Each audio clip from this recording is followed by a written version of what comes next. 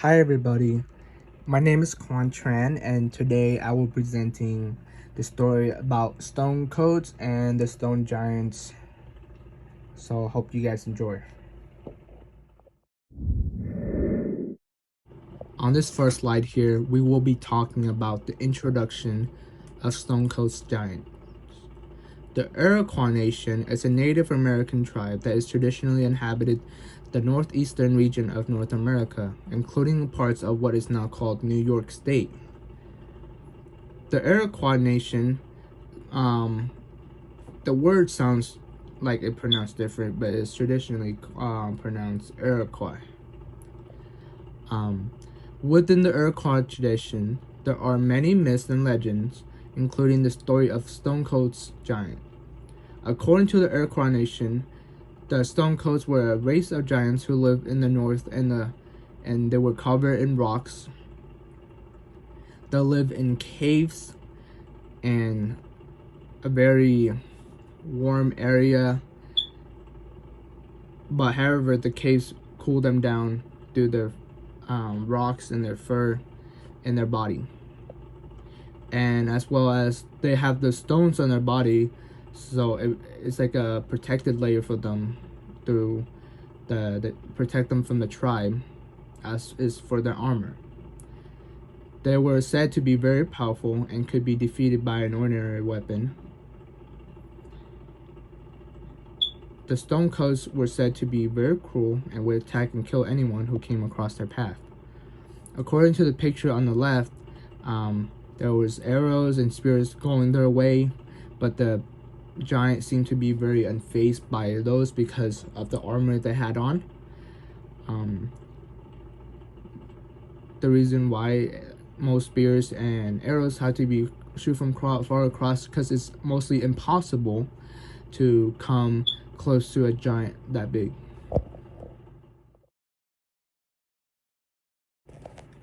On this next interesting slide here, we will be talking about challenge accepted.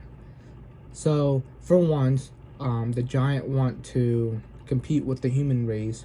Normally, they would eat humans when they come across the path, but this one, the challenge want to challenge the tribe to see if they can take over their land. So a stone giant forced a chief to compete in a race. Once the challenge was accepted, a time start was set for 2 days later. The hunter used his free time to craft a pair of moccasins. So moccasins are a type of shoes without heels and was made from leather. Traditionally, they didn't have any soles, and instead they were made from one single piece of material.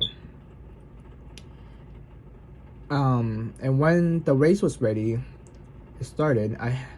The hunter started ahead of everyone. The hunter led the route across a cornfield, through bushes, and over and around brooks, and for a long distance until he was exhausted. His moccasins were almost completely worn off. Finally, he started scaling rocks. The stone giant was now unable to lift his head when he was unable to see the hunter when he was once above him.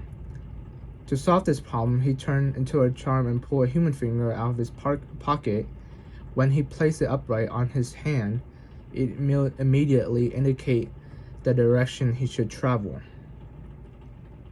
So the stone giant uses human body parts with magic that it had, according to the mythology, to point out direction where he should go.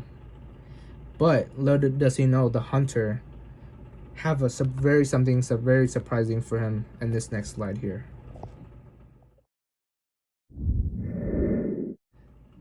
Moving on to this next slide here, we will be talking about the extermination of the stone giants.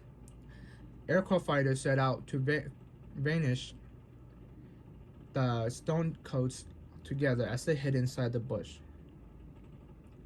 The giants were killed thanks to a unique weapon they created out of a large elk horn. With the use of this weapon, the warriors were able to breach the giant stone armor, and the stone coats were ultimately vanquished and as it rambled itself into a deep hole and was trapped there for eternally. Um, like I said in the first slide, that most of the people in the tribe could never ever get close to the stone giant itself. So when they have an opportunity, they use this elk horn to find the gaps inside the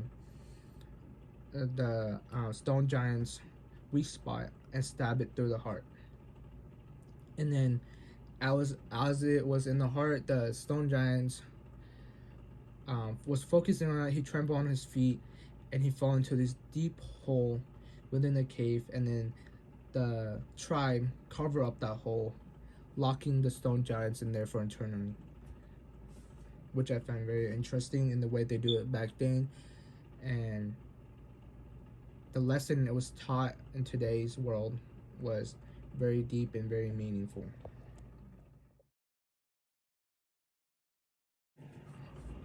Continuing on from the previous slide, we will be talking about the modernity and the story morals of this story, of the mythology itself. The Stone Coast legend is still repeated among the Iroquois tribe until this day. This is about how they talk about the greed and the significant obstacle they had to overcome together. In the legend, the giants were thought to have fallen because they had grown too strong, and they had a high ego of themselves.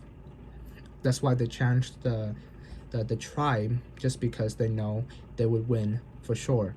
The value of community and teamwork in apparently overcome all these challenges, as it highlights the narrative. Generation after generation of Iroquois people have been taught that the legend of the Stone Coast has become a significant component in their culture history. It serves a reminder of the Iroquois people that perseverance, fortitude, and ability to defeat even the most challenging times. So, to wrap this up, this story and this mythology is being told to this day in this modern world.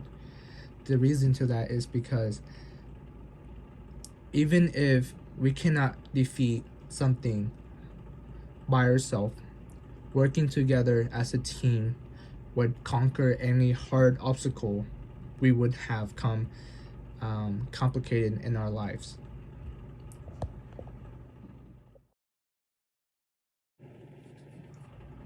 This is my citation, and I just want to say thank you everyone for listening to this story. I hope you guys learned something new and could spread it positively forward. Have a good day, everyone.